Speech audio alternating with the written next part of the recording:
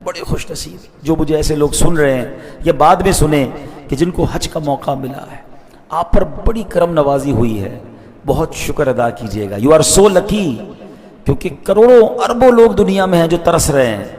مسلمان بتایا جاتا ہے 2 ارب مسلمان دنیا میں, اور حج کرنے 20-25 لاکھ جاتے ہوں گے. تو دیکھیں تو 0.1% آؤٹ آف آل مسلمین, 1% بھی نہیں, 0.1% لوگوں کو حج کا موقع ملتا ہے. بڑا ہی پربہار موسم ہے, اور یہ موسم آپ کہیں گے بڑی گرمی ہے, پربہار کیسے ہے؟ پربہار اس لیے ہے کہ یہ حج کا موسم ہے, یہ مدینے جانے والوں کا موسم ہے, یہ خوش نصیبوں کو بلائے جانے کا موسم ہے, یہ مغفرتیں تقسیم کرنے کا موسم ہے, یہ عنایتوں کی برسات کا موسم ہے. خوش نصیب دنیا بھر سے حج کو جا رہے ہیں, تیاری کر رہے ہیں, حج کریں گے, طواف کعبہ کریں گے, صفا مروہ کی سعی کریں گے, منا میں حاضر ہوں گے, عرفات اور مزدلفہ کا قیام ہوگا, اور پھر یہ سارے حاجی یہ سعادتیں لوٹنے کے بعد یا اس سے پہلے کہاں جائیں گے؟ سبحان اللہ, عشق رسول کے چراغ آنکھوں میں اور دلوں میں روشن کر کے, آنکھوں میں آنسو لیے, تڑپتے لرزتے ہوئے, خوشی میں جھومتے ہوئے سرکار عالی وقار مدینے کے تاجدار صلی اللہ تعالی علیہ وسلم کے دربار میں حاضری دیں گے. یہ کیسے خوش نصیب لوگ ہیں جن کو یہ موقع مل رہا ہے. یقین مانیے جو حج پر جا رہے ہیں نا, بڑے خوش نصیب جو مجھے ایسے لوگ سن رہے ہیں یا بعد میں سنیں کہ جن کو حج کا موقع ملا ہے. آپ پر بڑی کرم نوازی ہوئی ہے, بہت شکر ادا کیجئے گا. یو آر سو لکی, کیونکہ کروڑوں اربوں لوگ دنیا میں ہیں جو ترس رہے ہیں. مسلمان بتایا جاتا ہے 2 ارب مسلمان دنیا میں, اور حج کرنے 20-25 لاکھ جاتے ہوں گے. تو دیکھیں تو 0.1% آؤٹ آف آل مسلمین, 1% بھی نہیں, 0.1% لوگوں کو حج کا موقع ملتا ہے. تو سوچیں کتنی بڑی سعادت ہے جس کو حج پہ بلایا گیا. تو وہ اس سفر میں اللہ کا کتنا شکر ادا کرے, کن جذبات کے ساتھ جائے. اور حج سبحان اللہ اس کی فضیلتیں کیسی ہیں. بخاری شریف میں آتا ہے العمرۃ الی العمرہ کفارۃ لما بینہما, ایک عمرہ دوسرے عمرے تک کے درمیان کے گناہوں کا کفارہ ہے. والحج المبرور لیس لہ جزاء الا الجنہ, آقا فرماتے اور مقبول حج کی جزا صرف اور صرف جنت ہے. ایک اور حدیث میں, مسلم شریف کی حدیث, نبی پاک علیہ السلام نے فرمایا ان الحج یہدم ما کان قبلہ, فرمایا بے شک حج پہلے کے گناہوں کو معاف کروا دیتا ہے. اتنی بڑی سعادت ہے. بڑا حج پہ آنے کو جی چاہتا ہے, بلاوا اب آئے گا کب یا الہی, میں مکے میں آؤں مدینے میں آؤں, بنا کوئی ایسا سبب یا الہی. اللہ اکبر. دیکھیں قرآن میں کئی سارے احکام ہیں, آرڈرز ہیں, کام کرنے کا فرمایا گیا, مگر جب حج کا حکم رب نے دیا نا تو اس کا انداز ہی نرالا ہے. اللہ نے کیا فرمایا جب ہمیں نماز کا حکم دیا؟ اقیموا الصلاۃ, نماز قائم رکھو. زکوٰۃ کا حکم کیسے دیا؟ آتوا الزکاۃ, زکوٰۃ ادا کرو. روزے کا حکم دیا, فرمایا کتب علیکم الصیام, تم پر روزے فرض کیے گئے. مگر قربان جائیے جب حج کی بات آ رہی ہے تو کیا فرمایا؟ وَلِلَّهِ عَلَى النَّاسِ حِجُّ الْبَيْتِ, اور اللہ کے لیے کیا ہے؟ فرمایا لوگوں پر اس گھر کا حج کرنا فرض ہے. سبحان اللہ. اس حکم کی ابتدائی کتنی پیاری ہے, للہ, اللہ کے لیے. نماز بھی اللہ کے لیے تو پڑھی جاتی ہے, زکوٰۃ بھی اللہ کے لیے دی جاتی ہے, سبحان اللہ, روزے بھی اللہ کے لیے رکھے جاتے ہیں, مگر ان تمام چیزوں میں اللہ نے نہیں فرمایا اللہ کے لیے. مگر حج چونکہ عشق کا, بندگی کا ایک ایسا نرالا سفر ہے کہ اس کا حکم دیتے ہوئے کیا فرمایا؟ اللہ کے لیے ہے یہ عمل کہ لوگ اللہ کے گھر کا حج کریں. اللہ اکبر. اب ذرا اس کو تھوڑا سا سمجھتے ہیں نا, حاجیوں کا انداز کیا ہوتا ہے.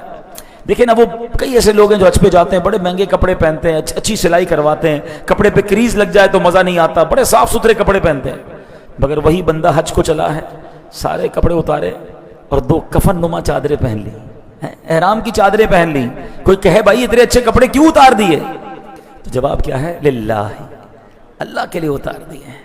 اچھا, صبح و شام خوشبوئیں لگا رہے ہیں, ٹھیک ہے جناب, پرفیوم لگا رہے ہیں, بار بار عطر لگا رہے ہیں, اور ایسا بندہ اب خوشبو کے قریب بھی نہیں جا رہا ہے. تو کوئی کہے خوشبو کیوں چھوڑ دی؟ کیوں احرام میں خوشبو نہیں لگا سکتے نا؟ تو جواب کیا ہوگا؟ للہ, میں کچھ نہیں جانتا, بس اللہ کے لیے میں نے یہ کام چھوڑ دیا. آگے چلیں, میدان ہیئر اسٹائل، بال بنا رہے ہوتے ہیں، صبح تیل لگاتے ہیں، کریمیں لگاتے ہیں، حج پر گئے احرام پہن لیا، بندہ کنگا کرنے میں ڈر رہا ہوتا ہے بال نہ ٹوٹ جائے، کیونکہ احرام میں کوشش یہ کرنی ہے کہ بال نہ ٹوٹے. تو کوئی کہے بھائی کنگھی کیوں نہیں کر رہے، بال بکھر گئے، تم تو روز کنگھی ہر وقت آئینہ کے سامنے. تو بندہ کیا کہتا ہے، للہ، میں جانتا کچھ نہیں، بس اللہ کے لیے یہ بھی چھوڑ دیا ہے. عرفات پہنچے، منا گئے، جمرات کو رمی کی، کہیں زمین پہ سو رہے ہیں، کہیں خیمے میں سو رہے ہیں، بہترین بستر چھوڑے. کس لیے چھوڑے؟ للہ، اللہ کے لیے چھوڑ دیے. اور اس کے بعد وہ بال جس کا بڑا خیال ساری زندگی شیمپو لگا لگا کر رکھا، اب سارے بال کٹوا دیے. حلق کیوں کروایا؟ للہ، اللہ کے لیے. یہ عمل ہی ایسا ہے، یہ حج سفر ہی کمال کا ہے. یقین کریں جنہوں نے حج کیا ہے نا، ان کو پتا ہے کہ تھکن بھی تھک جاتی ہے، بندہ اتنا تھکتا ہے، میلا کچیلا پسینے میں ڈوبا ہوا. دنیا میں یہ حالت کبھی کوئی پسند نہیں کرتا، مگر حج ایسا سفر ہے کہ جو ایک بار کر لے وہ ہر سال دعا کرتا ہے، مولا پھر بلا، میں تھکنا چاہتا ہوں، پھر بلا، میں میلا کچیلا ہونا چاہتا ہوں، پھر بلا میرے مالک، میں وہ ساری تکلیفیں اٹھانا چاہتا ہوں. کیونکہ ہر تکلیف کا لطف ہے، ہر تکلیف میں رحمت ہے، ہر قدم پر سمجھ لے مغفرت ہے. تو پھر کیوں نہ بندہ حج کے لیے ترسے. اور سبحان اللہ، آج جو ہم نے آیت تلاوت کی ہے وہ اس میں بات بتائی کہاں کی ہو رہی ہے؟ اس میں بات میرے آقا کے شہر مدینہ کی ہو رہی ہے. تو آج کا بیان مکے اور مدینے کی یادیں ہیں، حج اور مدینے کی یادیں. قرآن میں کیا فرمایا؟ والذین ہاجروا فی اللہ من بعد ما ظلموا، اور جنہوں نے اللہ کی راہ میں اپنے گھر بار چھوڑے اس کے بعد کہ ان پر ظلم کیا گیا. دیکھیں نا، صحابہ تو مکہ پاک میں رہتے تھے، ان کا اپنا گھر تھا، اپنا کاروبار تھا، مگر کفار ایمان لانے کی وجہ سے ان پر مظالم ڈھاتے، ان کو مارتے، ان کا جینا بس مشکل کر دیا تھا، لہو لہان کر دیتے، کسی کو گرم ریت پر لٹاتے، تپتے کوئلوں پر لٹا دیتے، مگر وہ اللہ کا نام لینا نہ چھوڑتے تھے، ایمان پر ثابت قدم رہے. اور اب اپنا دین بچانے کے لیے گھر بار چھوڑا، وطن چھوڑا، کاروبار چھوڑا، مال چھوڑا، اور کہاں ہجرت کر کے گئے؟ سبحان اللہ، مدینہ منورہ گئے. اللہ نے 2 انعام کا اعلان کیا، لَنُبَوِّئَنَّهُمْ فِي الدُّنْيَا حَسَنًا، تو ہم ضرور انہیں دنیا میں اچھی جگہ دیں گے. یعنی انہوں نے جہاں اپنا گھر جہاں پر پیدا ہوئے تھے، بچپن گزارا تھا، جوانیاں گزاری، وہ گلیاں سب چھوڑ دی، کعبہ بھی وہاں پر تھا. تو اللہ کیا فرماتا ہے؟ جب اللہ کے لیے چھوڑا ہے نا، تو اللہ ان کے لیے دنیا میں رہنے کے لیے حسین ترین مقام انہیں عطا کرے گا. یہ پہلا انعام جو انہیں دنیا میں نصیب ہوا. پھر فرمایا وَلَأَجْرُ الْآخِرَةِ أَكْبَرُ لَوْ كَانُوا يَعْلَمُونَ، اور بے شک آخرت کا ثواب بہت بڑا ہے، کسی طرح لوگ جانتے. یعنی دنیا میں اچھے ٹھکانے کے ساتھ ساتھ ان ہجرت کرنے والوں کو آخرت میں بہت بڑا اجر عطا کیا جائے گا. اللہ اکبر. اچھا، صحابہ کرام بھی عظیم ہستیاں ہیں. میں اور آپ حج کریں، عمرہ کریں، روزہ رکھیں، زکوٰۃ دیں، نماز پڑھیں، جمعہ پڑھیں، نیکی کریں، ہمارے اعمال قبول ہوئے کہ نہیں ہمیں پتہ نہیں. ہم تو دعا کرتے ہیں نا اللہ کرے قبول ہو جائے، مگر صحابہ وہ ہیں کہ وہ جناب سبحان اللہ نیکیاں کرتے تھے. اللہ قرآن میں بیان فرما دیتا کہ ان کی نیکیاں مقبول ہو گئی ہیں، ان کی نیکیاں قبول ہو گئی، ان کا ذکر قرآن میں فرماتا. کئی مثالیں ہیں. مثال کے طور پہ مولا علی شیر خدا کرم اللہ تعالی وجہ الکریم، 4 درہم تھے آپ کے پاس. آپ نے کیا کیا؟ اللہ کی راہ میں خرچ کرنے تھے. کیا اسٹائل اپنایا کہ ایک صبح خرچ کیا، ایک شام میں خرچ کیا، 1 درہم لوگوں کو دکھا کر خرچ کیا، 1 درہم چھپا کے خرچ کیا. چاہتے تھے ہر حال میں، ہر طریقے میں اللہ کی راہ میں خرچ کروں. اللہ کو ان کی ادا ایسی پسند آئی کہ اللہ نے قرآن پہ بیان فرما دیا، الذین ينفقون اموالهم باللیل والنہار سرا وعلانیۃ. اللہ اکبر. اللہ نے یہ بھی بیان کیا کہ کیسے صدقہ کیا.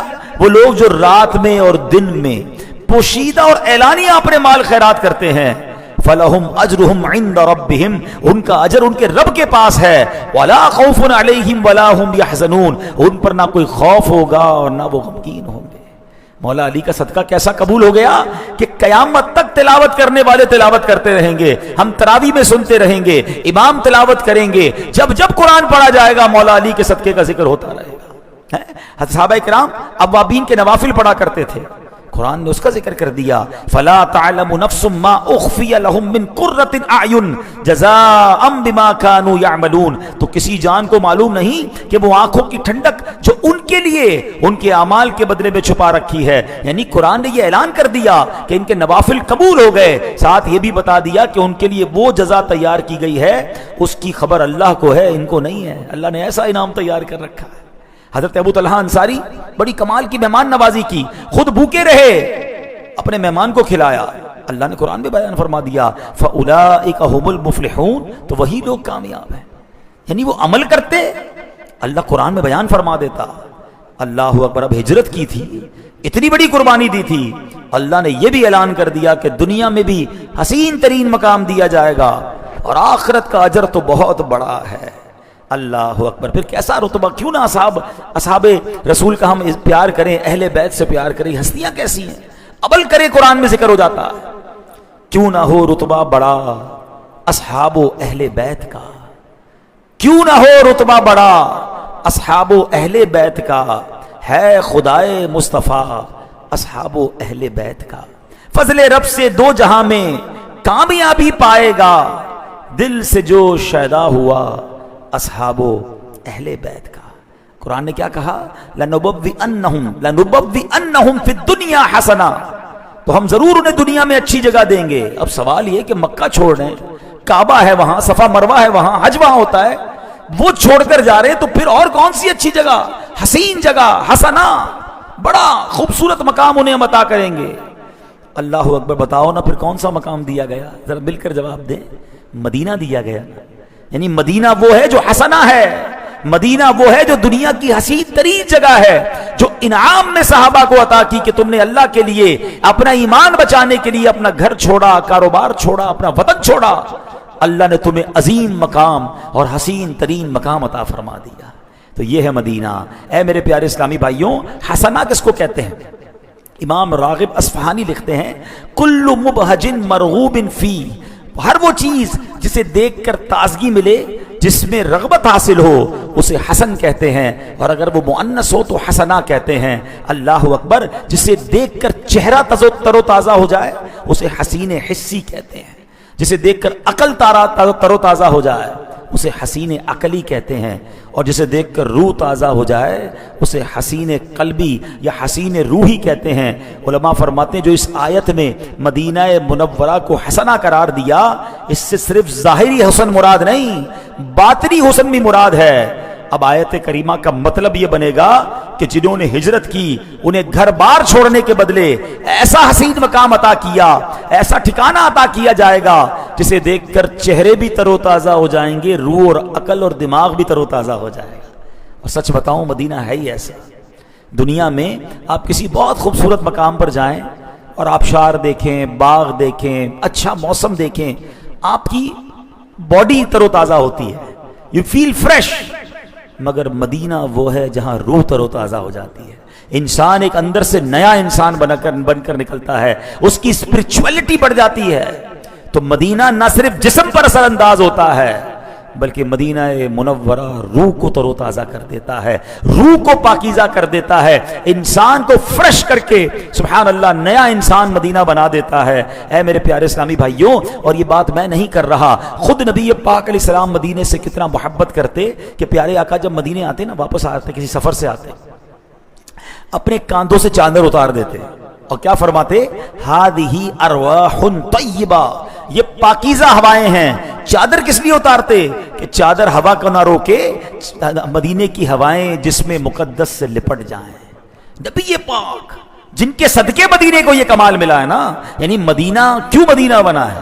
کر کے ہجرت یہاں آ گئے مصطفیٰ، روشنی آج گھر گھر مدینے میں ہے. جب سے قدم لگے ہیں رسالت مآب کے، جب سے قدم لگے ہیں رسالت مآب کے، جنت بنا ہوا ہے مدینہ حضور کا. یعنی یہ تو صدقہ ہے نبی پاک کا. مگر خود میرے آقا مدینہ منورہ سے کیسی محبت فرماتے کہ جب مدینے آتے تو اپنے جسم سے چادر ہٹا دیتے، کہتے یہ پاکیزہ ہوائیں ہیں۔ اللہ اکبر، میرے آقا جب مدینہ منورہ کے قریب آتے اپنی سواری کو تیز فرما دیتے، مدینے سے اتنی محبت، اور دعا فرماتے اللہم اجعل لنا بہا قرارا ورزقا واسعا، اے اللہ ہمارے لیے مدینے میں اچھا ٹھکانہ اور وسیع رزق مقرر فرما دے۔ ہم بھی اللہ سے دعا کرتے ہیں اللہ ہمارا بھی مسکن مدینہ بنا دے۔ تو لکھ دے الہی مقدر میں میرے، تو لکھ دے الہی مقدر میں میرے، مدینے میں مرنا مدینے میں جینا، نہیں روتے عشاق دنیا کی خاطر، رلاتی ہے ان کو تو یاد مدینہ۔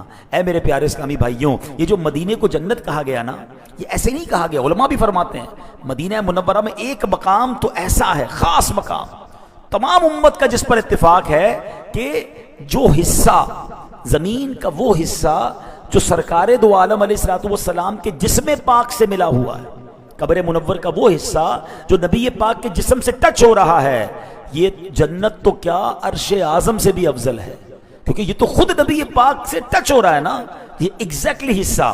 اچھا، اس کے علاوہ مدینہ مبارکہ کی مبارک گلیاں، مدینہ شریف کے مقدس بازار کو بھی بعض اولیاء کرام، علماء کرام جنت کہتے ہیں۔ مثلا خلیفہ اعلیٰ حضرت مولانا جمیل رضوی رحمۃ اللہ تعالی علیہ کیا لکھتے ہیں، مدینے میں ہزاروں جنتیں ان کو نظر آئیں، مدینے میں ہزاروں جنتیں ان کو نظر آئیں، نظارہ کر تو لے ایک بار رضواں میری جنت کا۔ ایسی جگہ جنت سے مراد حقیقی جنت مراد نہیں ہوتی، یہ اہل عشق کا اپنا انداز ہوتا ہے۔ اے میرے پیارے اسلامی بھائیوں، اب نبی پاک نے کئی مقامات مدینہ منورہ کے ایسے ہیں جس کو خود جنت فرمایا۔ میرے آقا علیہ السلام فرماتے ہیں ما بین بیتی و مصلایا روضۃ من ریاض الجنہ، میرے گھر سے لے کر میرے مصلی تک کی جگہ جنت کی کیاریوں میں سے ایک کیاری ہے۔ ہائے ہائے، جس کو ریاض الجنہ کہتے ہیں نا، نبی پاک کے روضے اور نبی پاک کے ممبر کے درمیان، ایک حدیث ہے مصلی اور میرے ممبر کے درمیان، میرے گھر اور میرے مصلی کے درمیان، ایک ہے میرے گھر اور میرے ممبر کے درمیان، یہ جو جگہ ہے یہ جنت کی کیاریوں میں سے ایک کیاری ہے۔ اللہ اکبر۔ اب ذرا آپ غور کریں کہ جب مدینہ منورہ کے ایک بڑا حصہ ہی جنت کا ٹکڑا، اس میں جانے والا ایسا جو جنت میں گیا، تو مبارک ہو ان کو جو روضہ ریاض الجنہ میں گئے ہیں، کبھی روضے سے ممبر تک، کبھی ممبر سے روضے تک، ادھر جاؤں ادھر جاؤں اسی حالت میں مر جاؤں۔ اعلیٰ حضرت لکھتے ہیں نا، اس طرف روضے کا نور، اس سمت ممبر کی بہار، بیچ میں جنت کی پیاری پیاری کیاری، واہ واہ، اللہ اکبر۔ ایک اور میں آپ کو خوبصورت بات بتاؤں، ہم مدینے جانے کو یوں بھی تڑپنا چاہیے کہ مدینہ پاک میں ایک جگہ نہیں، ابھی آپ سنیں گے کہ کئی جگہیں ایسی ہیں جس کے بارے میں پیارے آقا نے فرمایا جنت کا ٹکڑا ہے، یہ جنت کا حصہ ہے۔ جنت کا اصول یہ ہے، یہ اللہ کی رحمت کا اصول سمجھ لیں کہ جتنے مسلمان ہیں نا، اللہ پاک ہم سب کا ایمان سلامت رکھے، کہیے آمین۔ سب سے مین چیز یہ کہ ہم ایمان سلامت لے کر جائیں، اللہ نے ایمان تو دے دیا نا، we have to go with ایمان، اور یہ اللہ نے قرآن میں فرمایا یا ایھا الذین آمنوا اتقوا اللہ حق تقاتہ ولا تموتن الا وانتم مسلمون، اے ایمان والو اللہ سے ڈرو جیسا ڈرنے کا حق ہے، اور مرنا نہیں مگر مسلمان، یعنی ایمان لے کر جانا، خالی ہاتھ نہیں چلے جانا۔ اللہ نے ایمان دے دیا، اب ایمان بچانا ہے، ایمان کے ڈاکوؤں سے ایمان بچانا ہے، اپنے اعمال برے نہیں کرنے کے ایمان چلا جائے۔ تو اگر ایمان کے ساتھ دنیا سے گئے نا، تو یہ اللہ کی رحمت کا اصول ہے کہ یا تو اللہ کریم جسے چاہے گا بلا حساب جنت میں ڈال دے گا، لیکن اگر کوئی مسلمان ہوگا اور گناہگار ہوگا تو اس کو اس کے گناہوں کی سزا تو دی جائے گی، اگر اللہ چاہے گا، اس کے بعد وہ جنت میں ضرور جائے گا، اور جو ایک بار جنت میں جائے گا نا، پھر کبھی جہنم میں ڈالا جائے گا۔ یہ یاد رکھیے، اللہ کی رحمت کا اصول ہے کہ once anybody enter in paradise، اب اسے جنت سے نکالا نہیں جائے گا، کب تک؟ ہم فیہا خالدون، جنت میں جو گیا وہ ہمیشہ ہمیشہ جنت میں رہے گا۔ دیر از نو ایکسپائری ڈیٹ، اس دنیا میں ایکسپائری ڈیٹ ہے ہماری، جس دنیا میں پاگل ہوئے ہیں نا، گھر بنا لوں، فیکٹری بنا لوں، دنیا بنا لوں، چاہے حلال سے بناؤں حرام سے بناؤں، کسی پر زیادتی کر کے بناؤں، پاگل ہو گئے لوگ۔ حالانکہ اس جگہ سے جانا ہے، ہمارے سامنے لوگ جا رہے ہیں، رشتہ دار چلے گئے، دوست چلے گئے، ہم میں کئی وہ ہیں جن کے اپنی عمر کے لوگ چلے گئے، اپنے کلاس میں پڑھنے والے چلے گئے، لیکن عقل نہیں بنتی کہ میری باری آنے والی ہے۔ مگر جدھر جانا ہے، اللہ کی قسم جو جنت میں چلا گیا اس سے بڑا خوش نصیب کون ہے کہ وہاں سے نکالا ہی نہیں جائے گا، کوئی موت ہی نہیں ہے وہاں پر، تو بات سمجھ آ گئی؟ جو ایک بار جنت میں جائے گا وہ ہمیشہ جنت میں رہے گا، پھر اسے نکالا نہیں جائے گا، اسے جہنم میں نہیں ڈالا جائے گا۔ سبحان اللہ۔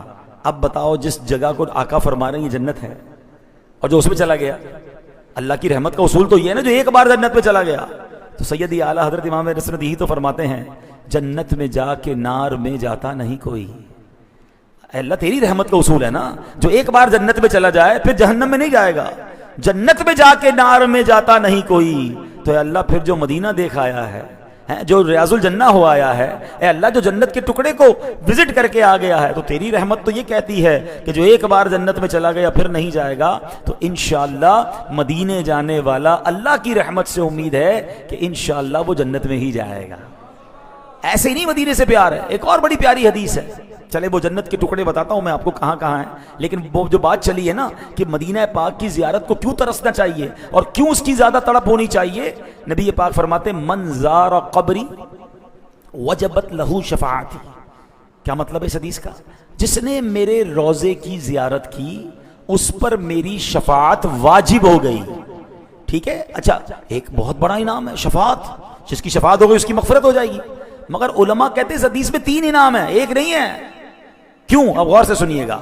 شفاعت جو ہے یقیناً میرے آقا علیہ السلام بھی فرمائیں گے، مگر دیگر نبی بھی فرمائیں گے، اور اولیاء بھی فرمائیں گے، علماء بھی فرمائیں گے، حافظ بھی اپنے گھر والوں کی شفاعت کرے گا۔ پڑھا ہے نا ہم نے حدیثوں میں، وہ ہے کہ جو جس مرتبے پر ہوگا اس مرتبے کے لحاظ سے لوگوں کی شفاعت کرے گا۔ حدیثوں میں یہ بھی مضمون ملتا ہے کہ علماء جب اور لوگ جنت میں جائیں گے تو علماء کو روک لیا جائے گا کہ آپ رکیں اور لوگوں کی شفاعت کریں اور انہیں جنت میں لے جائیں، یعنی ہر بندے کو اس کے مرتبے کے مطابق اختیار دیا جائے گا، اتھارٹی دی جائے گی کہ وہ شفاعت کرے، مگر سب سے بڑی شفاعت کون کریں گے؟ سرکار دو عالم علیہ السلام کریں گے۔ تو اس حدیث میں میرے آقا نے یہ نہیں فرمایا کہ جس نے میرے روضے کی زیارت کی اس پر شفاعت واجب ہو گئی، نہیں، آقا نے فرمایا شفاعتی، میری شفاعت واجب ہو گئی، یعنی مدینے جانے والا وہ ہے جس کی شفاعت خود نبی پاک علیہ السلام فرمائیں گے۔ اور تیسرا انعام کیا ہے؟ ہائے ہائے، تیسرا انعام یہ شفاعت تو ہوگی اس کی جس کا ایمان پر خاتمہ ہوگا، غیر مسلم کی تو شفاعت نہیں ہوگی نا، تو اس کا مطلب مدینے جانے والے کا ایمان پر بھی خاتمہ ہوگا۔ ہائے ہائے، پھر کیوں نہ مدینہ منورہ جانے کی تڑپ ہو کہ وہاں مغفرت کا وعدہ ہے، وہاں شفاعت کا وعدہ ہے۔ بیان کے شروع میں ہم نے حج کے فضائل سنے، مکہ پاک اور حج اور عمرے کے فضائل سنے، اور اب ذکر مدینہ جاری ہے کیونکہ موسم ہے حاجیوں کا۔